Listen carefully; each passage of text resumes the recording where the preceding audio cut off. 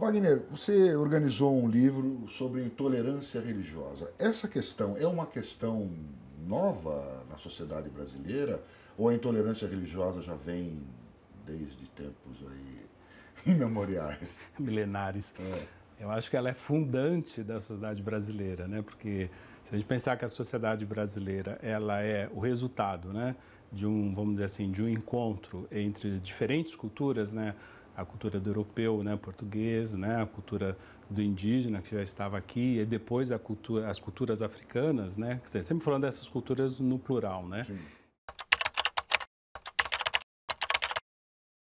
Então a gente vê que a sociedade brasileira ela nasce desse encontro de culturas. Agora, a gente sempre brinca dizendo o seguinte, não foi assim um encontro onde cada cultura convidou a outra para tomar um cafezinho, um chazinho da tarde, né? Não, foi uma coisa um pouco mais violenta, ou seja, havia um projeto de país, um projeto de dominação. Eu nem diria que no começo houvesse até um projeto de país, mas enfim, quando então a sociedade portuguesa vem para o Brasil, quer dizer, na tentativa de explorar, né, a riqueza do país, ela encontra aqui os indígenas, né? Então eu digo que havia dois projetos, um projeto de, vamos dizer assim, de exploração econômica, mas também um projeto de dominação cultural, ou seja, a Península Ibérica, as sociedades, elas trazem uma religiosidade, que era o catolicismo, né? E esse catolicismo era um catolicismo obrigatório. É bom que a gente diga isso, porque quando a gente pensa em religião, a gente imagina que religião sempre foi do jeito que é hoje. E não era, né? Hoje nós podemos ser católicos, cristãos em geral, podemos ser budistas, podemos ser muçulmanos, podemos ser das religiões afro-brasileiras, né? Porque isso está, vamos dizer assim, é uma opção pessoal, né? Antigamente, vamos dizer, no século XVI, não havia essa opção pessoal. Você era obrigado a ser católico. Por quê? Porque Estado e Igreja estavam juntos. Então, não havia outra possibilidade, né?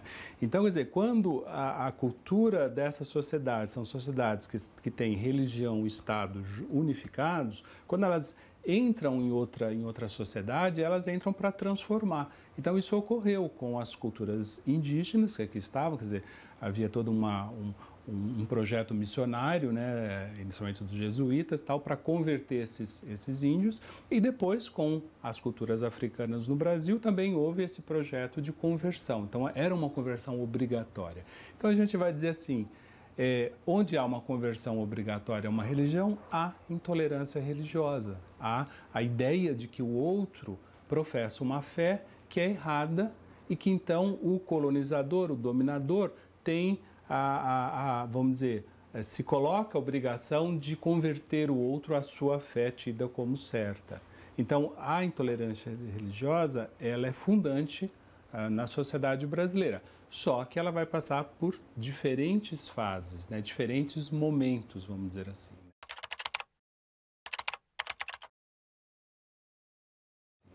Bom, esse livro reúne trabalhos diversos, né, de diversas pessoas, tal. Qual foi o critério para escolher esses trabalhos? Olha, a questão, esse livro basicamente ele foca o quê? Ele foca os impactos do neopentecostalismo sobre o campo religioso afro-brasileiro, né?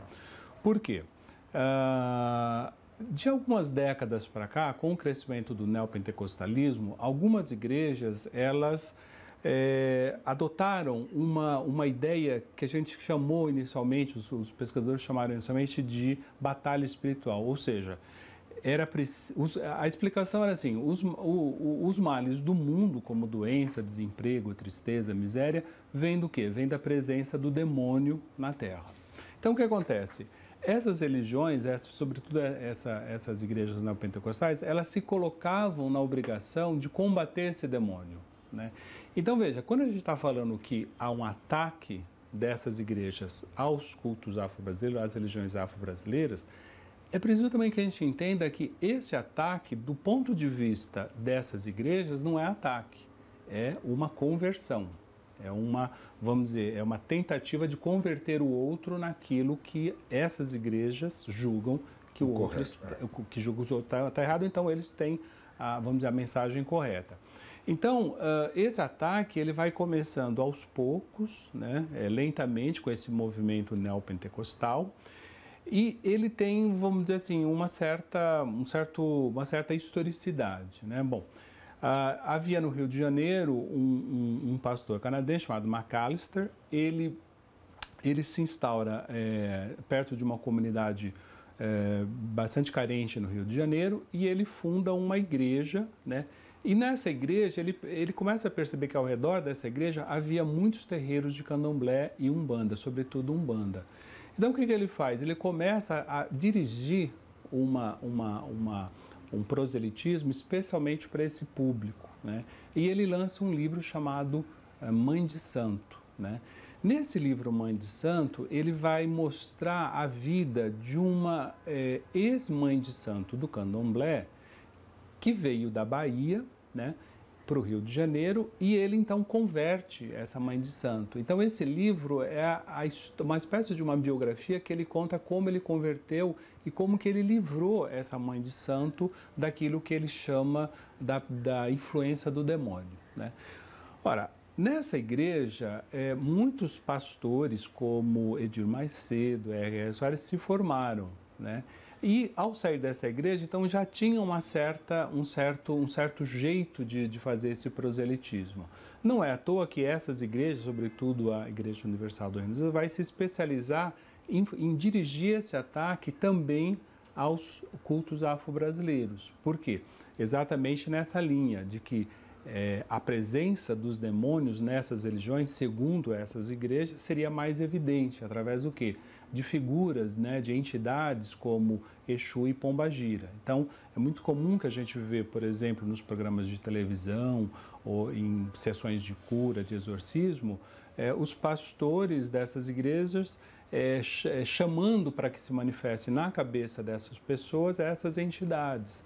Quando essas entidades se manifestam, então eles vão fazer uma espécie de uma entrevista com essas entidades, né? E essas entidades vão dizer que, na verdade, em vez de fazer o bem, como se acreditava, elas estão fazendo o mal para aquela pessoa. Bom, certamente que isso é uma inversão, né, do sistema religioso, né? Porque essas entidades, tal como elas são cultuadas na Umbanda, no Candomblé, elas têm a função de melhorar a vida das pessoas, né? De trazer saúde, paz, conforto, enfim, né? Não exatamente de fazer o mal. Aliás, não tem muita lógica, né? Alguém cultuar dentro do seu corpo, da sua cabeça, uma entidade que está fazendo mal para ela mesma, né? Então, se fosse assim, essas religiões já teriam deixado de existir há muito tempo, né? Mas então, você coloca o surgimento da Igreja Universal do Reino de Deus como um ponto de ampliação dessa intolerância religiosa? Porque você citou Edir Macedo, que se formular... Aquele pastor a gente não conhece, agora o Edir Macedo todo mundo conhece, ele tem meios de comunicação. Enfim. Vamos dizer assim, como que esses ataques eles se processam? Eles se processam em vários degraus, vamos dizer, vários patamares, né? Que vai desde o mais, vamos dizer, privado até o mais público, né? Então, há os ataques que começaram a partir do púlpito da igreja, então era dentro do espaço reservado da igreja, havia práticas de sessões, por exemplo, de cura, de exorcismo. Então, dentro da igreja, a gente pode até dizer que é um espaço em que o pastor ele tem a liberdade de desenvolver o que ele acredita, né? Ou seja, ele acredita que a religião dele está certa e as outras estão erradas. Então, ele vai fazer um proselitismo nesse sentido. Bom, a gente, inclusive, não pode dizer que neste momento haja aí, pode até dizer que haja um princípio de intolerância religiosa, mas ele está dentro do espaço privado vamos dizer, da denominação dele. O que acontece é que este processo ele vai migrando, ele vai saindo do púlpito da igreja e vai ganhando o espaço público gradativamente. Então, por exemplo, quando eu citei o caso dessa igreja, por quê? Porque ela é exemplar no sentido que foi ela uma das primeiras, se não a primeira, que conseguiu chegar à mídia. Então, através de compra através de concessão de televisão, através de uma grande imprensa, vamos dizer, escrita, porque é uma igreja que começou a produzir um material impresso de divulgação da sua mensagem entre os seus fiéis, né? Então, neste momento, o que acontece? Essa mensagem, ela passa a atingir um público maior do que aquele público restrito às pessoas daquela igreja. Então, a gente começou a ver na televisão programas sendo mostrados em que o pastor converte pessoas dizendo que elas haviam recebido Exus e pombagiras, que eram as tais sessões de cura. Então, veja, aí já passou para um outro estágio esse tipo de ataque. Ele já está num espaço que é um espaço público das concessões públicas de rádio e televisão, né? E também um espaço da imprensa inscrita, embora essa imprensa, obviamente, seja de propriedade da própria igreja. Depois disso, o que acontece? Esse ataque ele vai se dirigir diretamente aos sujeitos que estão produzindo essa religião, ou seja, começou a haver ataques de pessoas e templos religiosos afro-brasileiros. Então, o que começou a acontecer? Invasão de terreiro, quebra de imagens de altares desses terreiros, dessas comunidades. Começou a haver ataque a pessoas que publicamente usavam algum tipo de indicativo que pertenciam às religiões afro-brasileiras, como, por exemplo, sexta-feira é um dia que tradicionalmente as pessoas usam o branco nessas religiões. Então, pessoas que de sexta-feira estão usando o branco dentro do ônibus começavam a ser alvo de agressões. Pessoas que usavam colares, contas, torso na cabeça. Então, essas pessoas e os seus templos começaram a ser alvo de ataques sistemáticos. Posteriormente, passou a se atacar os símbolos dessas religiões que estavam presentes no espaço público. Então, por exemplo, estátuas de Iemanjá pelas praias, restaurantes ou algum comércio que tivesse alguma referência a nomes de orixás, né? Até finalmente chegar a um momento em que a própria aliança entre os políticos evangélicos e essas igrejas começaram a tentar transformar aspectos da própria legislação brasileira, como, por exemplo, a tentativa de proibição ao sacrifício de animais, né? Alegando que esse sacrifício eles eram feitos de forma, vamos dizer, com crueldade aos animais, né? Então, aí você veja que o aspecto do ataque, ele sai de um espaço privado do púlpito da igreja e, de repente, chega ao Congresso Nacional, chega às ruas da cidade, chega a discriminação de pessoas porque portam símbolos dessas religiões. Então, esse ataque, ele tem um processo, né? Ele foi do mais privado ao mais público na sociedade brasileira. A partir dessa religião, dessa específica, porque as outras igrejas também têm se comportam dessa maneira? Então, não? O que houve foi o seguinte: o modelo que a gente denominou de neopentecostal, que é um modelo que sai do pentecostalismo histórico, né? Ele tem algumas características particulares. Uma delas é a batalha espiritual, é o chamado a guerra santa, como alguns dizem. Guerra, né? Contra o demônio. Contra o demônio. Então, as igrejas que antes não havia, dentro da sua prática, não tinha esse aspecto muito enfatizado, passaram a enfatizar esse aspecto. Por quê? Porque esse aspecto começou a ser um aspecto muito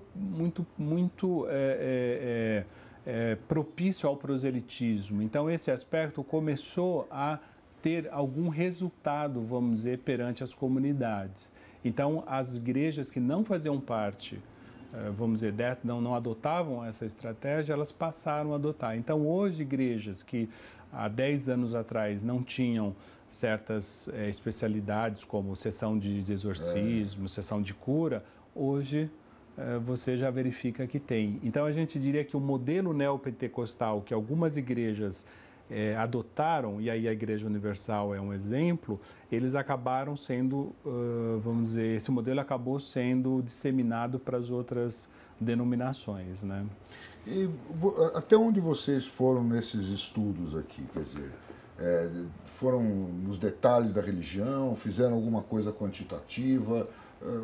Até onde que vocês chegam, você e o grupo que trabalhou aqui, chegam nesse livro? Olha, esse livro ele apresenta uma introdução em que eu fiz uma espécie de um dossiê desses ataques dos últimos 20 anos através de pesquisa na imprensa, pesquisa nos outros livros, né, que reportavam esse ataque, de estudiosos especializados, né? Sim. Então esse prefácio é um prefácio em que, de uma certa maneira, há uma mensuração da presença desses ataques, né?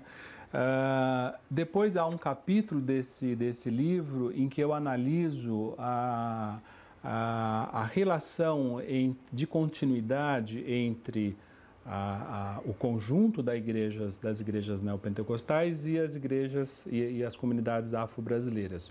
Por quê? Porque vamos dizer, consensual que a estratégia de ataque é também uma estratégia de absorção desses elementos religiosos. Então, por exemplo... Chama aqui de religiofagia. Né? Tem um autor que chama de antropofagia, né? Ou religiofagia, eu acho que é uma religião que devora as outras religiões. Que devora outra, exatamente. Então, por que ela faz isso? Ela faz isso exatamente para mudar o sinal de uma presença ou de uma familiaridade que um certo segmento da população brasileira já estava, vamos dizer, acostumado. Então, a ideia de que você, por exemplo, possa ter banhos que purificam, né? Então, essa ideia é uma ideia que nas religiões afro-brasileiras aparece como banhos espirituais. Tá. Né? No caso do neopentecostalismo, há vamos dizer, uma continuidade. É bom a gente dizer o seguinte, essa continuidade ela já havia entre catolicismo e religiões afro-brasileiras. Como, por exemplo, nós estamos em agosto. Agosto é o mês em que se celebram santos católicos, né, que tem a ver com, por exemplo, doença de pele, tem a ver com epidemia. Nas religiões afro-brasileiras, então, agosto ficou dedicado a Obaluayê. Então, há muitas festas chamadas Olubajés, né? No caso dessas igrejas, muitas elas então fazem agosto mês dos encostos, que é exatamente o mês onde as pessoas devem procurar a igreja para se proteger, porque nesse mês haveria então vamos dizer, essa homenagem ao Deus das epidemias, mas que também é o Deus da cura, que é o Baluayê, né? Agora, o fato é que uma coisa é a instituição religiosa, tal como ela prescreve o que deve ser feito. Outra coisa é como que o povo relaciona os elementos daquela religiosidade, né? Então, a gente pega, por exemplo, o primeiro estudioso que falou dessas religiosidades de uma forma mais sistemática foi o médico maranhense, que trabalhou muito tempo em Salvador, foi Raimundo Nina Rodrigues, né? Ele era um pesquisador dessa religiosidade e ele, no primeiro livro que ele escreveu sobre essa religiosidade, ele falava, olha, no Brasil todos estão aptos a serem negros, inclusive os brancos. Por quê? Porque eles vão aos terreiros. Então, eles procuram um terreiro para resolução de problemas, enfim, e não só resolução de problemas, mas muitas vezes porque gostavam mesmo daquilo que via, gostava do culto aos orixás, né? Agora, só que fazia isso de uma maneira não oficial, que esse é o grande problema da sociedade brasileira, né? Quer dizer, as coisas que são feitas na sala de visita e as coisas que são feitas na cozinha. Então, há uma ideia de que essas religiões elas podem ser vistas e frequentadas, mas nunca à luz do dia, nunca de uma forma, vamos dizer, onde a pessoa assume a sua religiosidade, assume a sua fé. Hoje, claro que isso mudou, mas você veja, desde a época de Nino Rodrigues, no final do século XIX, ele já estava dizendo que havia esse trânsito, né? Ou seja, a Igreja Católica, obviamente que ela sabia, obviamente que ela entendia que isso acontecia, né? E aí dependia muito do sacerdote que poderia ter mais tolerância ou menos tolerância em relação a essas práticas, né? Mas, por exemplo, as festas cristãs, as festas de comemoração de São João, de Santa Bárbara, elas sempre foram motivos também para a comemoração dos orixás de origem africana, as divindades de origem africana. Então, se isso não era explícito, vamos dizer, concedido, isso era sabido e na prática isso ocorria. Não, o que eu estou dizendo é o seguinte, é que o neopentecostal, ele se apropriou dessas coisas. Você falou, né, tomar um banho de ervas. Eles recomendam, eles dão amuletos para os seguidores. Ah, esse aqui é um amuleto, em vez de ser cruzado o santo tal, não, ele é um amuleto ungido pelo bispo tal. Uhum. Isso não é, eu entendo isso realmente como se apropriar de coisas de outras religiões. Aí depende de onde você está olhando o sistema. Então, por exemplo, o próprio Edir Macedo, no livro dele sobre guias, caboclos e orixás, que ele faz uma pergunta, deuses ou demônios, né? Uhum. Ele diz isso, ele fala assim, se uma pessoa chega numa igreja universal e vê uma sessão de exorcismo, por exemplo, onde as pessoas estão recebendo um Exu, uma pombagira, ou mesmo receitando um banho disso, um banho daquilo, um sabonete disso, um sabonete daquilo, ele vai dizer que... Então ele diz, as pessoas podem achar que ali é uma macumba, né, como se diz no popular, né? E ele diz, não é. O que acontece? Ele diz, teria sido o demônio que teria pego esses rituais que estão presentes na Bíblia e levado para os terreiros. Então ele diz, agora é o momento de você retirar dos terreiros esses rituais. Porque há sempre uma justificativa, eu até digo isso no livro. Então, por exemplo, por que usar vestes brancas? Porque ele vai pegar um versículo em que ele vai citar o momento em que, por exemplo, os hebreus, num determinado momento da história, usaram vestes brancas para louvar Deus, né? Então, por que se banhar, por que tomar aquele banho, vamos dizer, de água?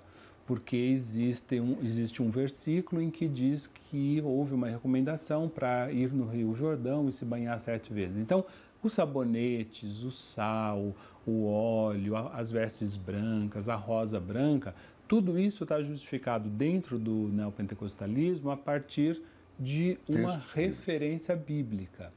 Então, para o adepto que já estava familiarizado com essa linguagem, vamos chamar assim, religiosa, quando vai para uma igreja neopentecostal, a linguagem é a mesma. O que está mudando? O que está mudando é o sinal. Uma coisa que antes era positiva no terreiro, vira negativa na igreja neopentecostal. Mas o elemento é o mesmo. O elemento é o mesmo. E o risco disso tudo é chegar na intolerância, chegar no embate direto entre os fiéis de duas religiões. Exatamente. Por quê? Porque o que acontece com esse tipo de, vamos dizer, de apropriação dos símbolos? Você tem duas possibilidades. A primeira possibilidade é a rejeição total pela negação. É dizer, olha, essas divindades que vocês cultuavam no terreiro, elas representam o mal, portanto, vocês têm que dar as costas a elas e fechar essa porta. Isso é, vamos dizer, uma primeira possibilidade. Sim. A segunda possibilidade é fazer uma apropriação desses símbolos só mudando o sinal dele, de positivo ele passa a negativo. Então, por exemplo, símbolos da cultura africana ou afro-brasileira que hoje fazem parte da cultura brasileira no geral, eles passam a ter o seu sinal invertido. Então você tem, por exemplo, capoeira, né, que é uma luta, dança, jogo, enfim, né, que obviamente tem uma origem africana e obviamente tem uma relação, na sua origem, né, tinha uma relação com os terreiros. Então, a capoeira passa a ser demonizada. não só a capoeira, mas qualquer atividade que envolva atabaque e dança. Então, o samba, o carnaval, tudo isso passa a ser demonizado. Por outro lado, você pode se apropriar, a igreja pode se apropriar e transformar isso. Então, por exemplo, hoje nós temos a capoeira gospel. O que a capoeira gospel diz? Olha, a capoeira em si, ela deve ser, vamos dizer, tirada dela os seus elementos de associação com as religiões afro-brasileiras para que ela vire uma capoeira do Senhor, ou seja, uma capoeira evangélica, né? Então, por isso que ela é chamada capoeira gospel, capoeira evangélica, né? Então, existe aí também uma inversão que, aos poucos, começa a desarticular certas heranças africanas que foram e são extremamente importantes, né, na criação de uma autoestima do povo negro no Brasil, do povo afrodescendente. Por quê?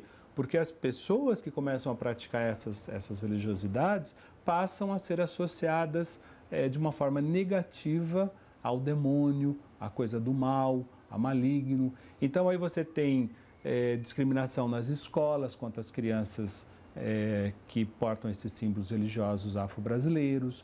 Há uma dupla associação preconceituosa contra negros, por exemplo, pessoas que são negras e são dessa religião, né? Então, a gente, no livro, por exemplo, eu relato vários casos de criança que são chamadas de macumbeiras e, curiosamente, associa o nome macumbeiro a negro. Então, negro macumbeiro ou negra macumbeira.